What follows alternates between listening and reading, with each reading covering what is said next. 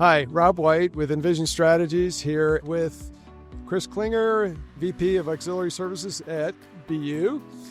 And we're going to talk about some things that are going on at BU. First, Kris, why don't you tell us a little bit about the campus, your program, your portfolio, and we'll go from there. Yeah, so Boston University Auxiliary Services consists of 8 different business units. We've got housing, which we have almost 13,000 beds that are undergrad and graduate housing. Then we've got dining, which is inclusive of the dining halls, catering, residential, the retail, and we've got convenience stores. Then we have our arena, Agganis Arena. We have the concessions there, and we support the athletics folks in another number of areas as well, concessions-wise. Events and conferences, so we support, campus conferences that are internal and external throughout the year, particularly obviously in the summertime. Then we have our bookstore, which we just did an upgrade to, and we're really proud of our bookstore. Trying to think of the other areas, transportation and parking, basically all the parking lots and the shuttles and all of those fun and exciting little things to get our folks around our campus. And because our campus is so disparate, and it's so far removed between the different elements, we really do need to get the students up and down Comm Ave. Our campus is 1.5 miles long, right? So it takes a bit for them to get up and down campus. And then our medical campus is a couple miles away. And then we have the Fenway campus where some of our students live. So we've got shuttles that take the students around. So that's what that group And you've got some students living temporarily across the river. Yeah, we do. We have a project underway right now, Warren Towers. There's 3 towers to this building that was built in the 1950s. And right now we're renovating 1 tower per year, 600 beds offline per year. So we're utilizing some additional resources, which include hotel beds over at Cambridge to house those students. So Kris, a lot of campuses are going through kind of change, some of it externally driven. But wondered what advice you would give to an auxiliary services colleague who's trying to develop a justification for either major investment or administrative change, organizational change. Where would you start?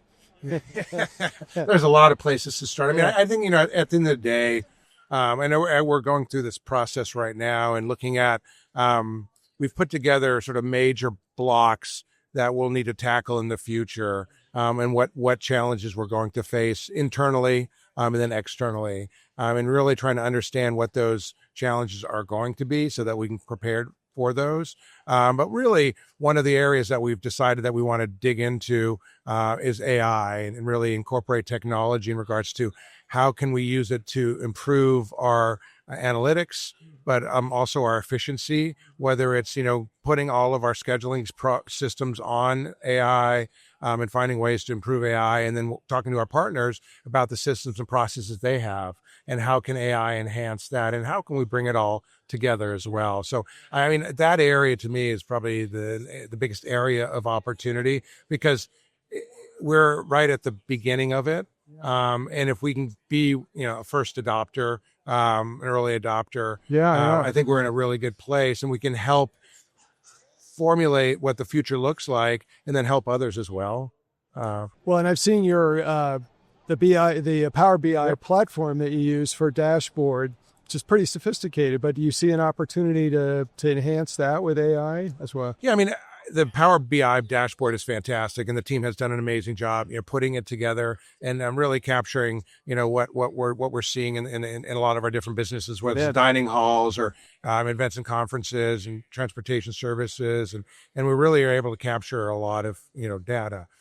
But then we're pulling all that data and making sense out of it for ourselves, right? And utilizing the knowledge and experience that we have to make assumptions.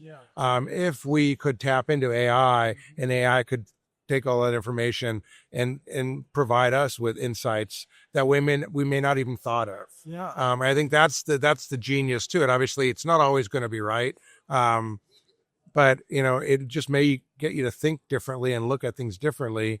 And that's, to me, it's really exciting because the future is going to look a lot different than it does right now.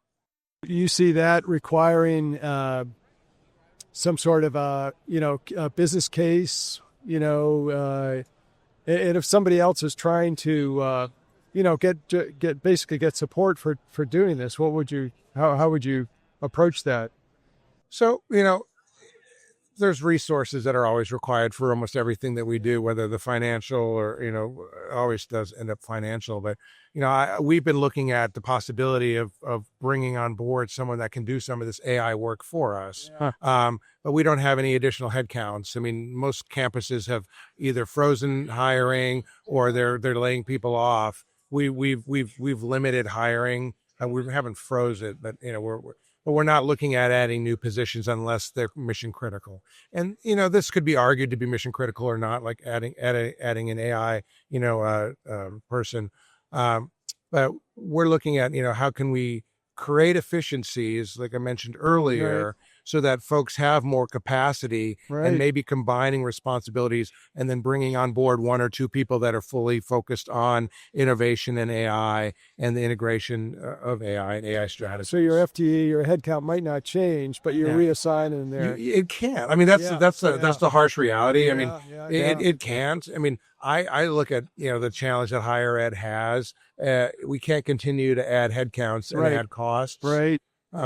We that $100 million mark is being broken, and people are crying foul. Yeah. They don't want to keep paying more and more and more. Yeah. Right. So, well, that's great. Hey, thanks for joining. Enjoy the rest of the conference, and thanks for listening. yeah, thank you.